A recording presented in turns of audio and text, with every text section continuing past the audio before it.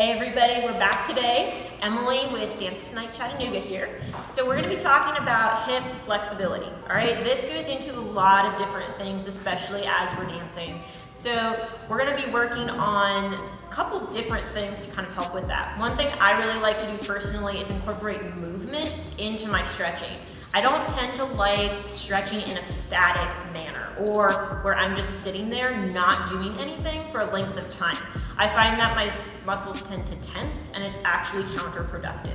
So I like to start my hip flexibility by warming up a little bit, getting those muscles awake. So to do that, I tend to grab onto something close by and I just do some hip brushes, right? I'm just gonna kind of let that leg swing, let the hip wake up, right? Especially if I'm getting ready to practice for a showcase or anything like that where I might have to do the splits.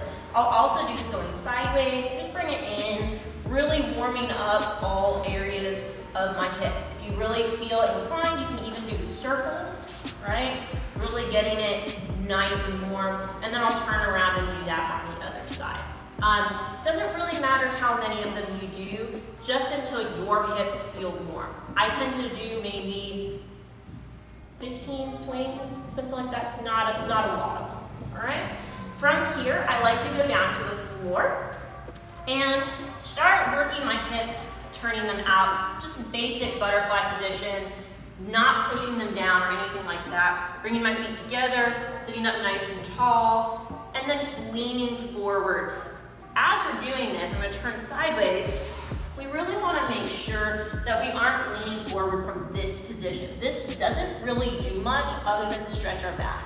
So we really want to sit up nice and tall and bend from our hips so that we are actually stretching the outside of this muscle here. You can hold this, but make sure you breathe, all right? Breathing brings oxygen to those muscles and it lets them open up. Now, if you're somebody who tends to have very tight hips and maybe your legs are more up here than down here, that's totally fine. What you can do as you get more comfortable doing this, use those elbows on your knees to slightly press down until they open up a little bit more. One thing you want to make sure of is don't bounce, okay? A lot of people that I see, they do this as they stretch. That's not good for your muscles. Okay, bouncing tends to make them much tighter and it doesn't stretch them. So from here, I like to go ahead and there are a couple of different ways to do this one. The one that I see most often is people bringing your ankle to your knee, reaching through that cavity, and then just rolling back. Okay, this is a really nice stretch. You can pull in from here.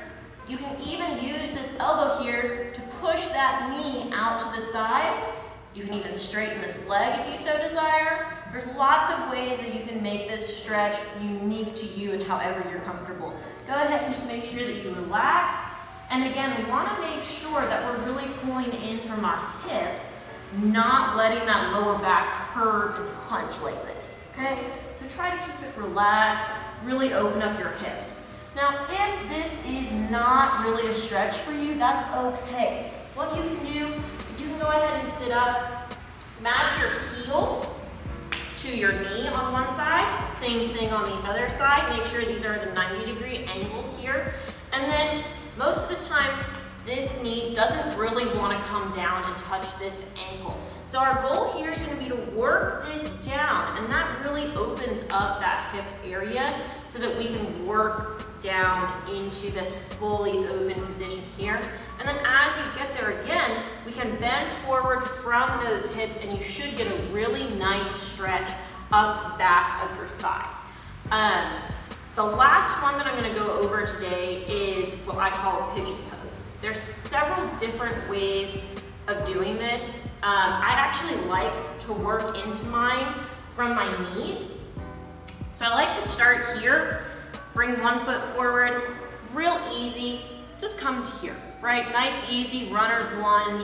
I like to warm up here, and to be perfectly honest with you, I actually do get a stretch just here, all right? Now, as I'm breathing, as I'm working my way into a deeper stretch, I might go ahead and straighten that leg, right?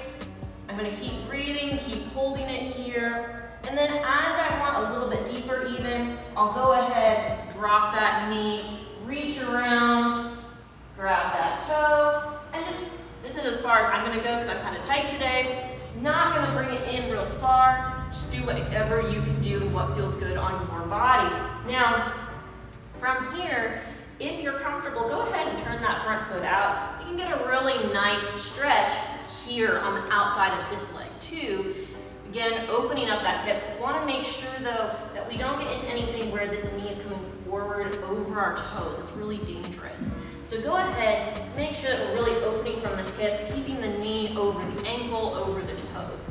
Now from here, I like to go ahead, bend that front knee in, and sink all the way down here. Now in this position, I'm actually getting a stretch in both of my hips. I'm getting a stretch in the front of one and in the back of the other. So I'm opening up all of my hip, not just the front or the back. Now from here, you might feel really comfortable keeping this leg nice and tucked in. I tend to start here, and then I tend to open this leg up a little bit the more stretched that I feel. All right, so don't push it for sure. This is another good way if you're working on your splits, you can increase your flexibility here. So oftentimes I'll hang out here, I might bend forward so that I can deepen the stretch in the outside hip of this front leg.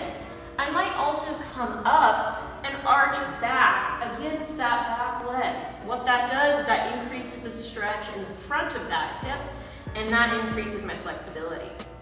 So that's all of the hip stretches that we're gonna do for today. Hopefully this helps you work your way into your splits, helps you as you get ready for any showcases or anything like that. I tend to hold all of these for maybe a minute.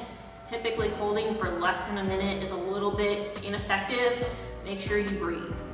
And we'll see you another time. Have a good rest of your day.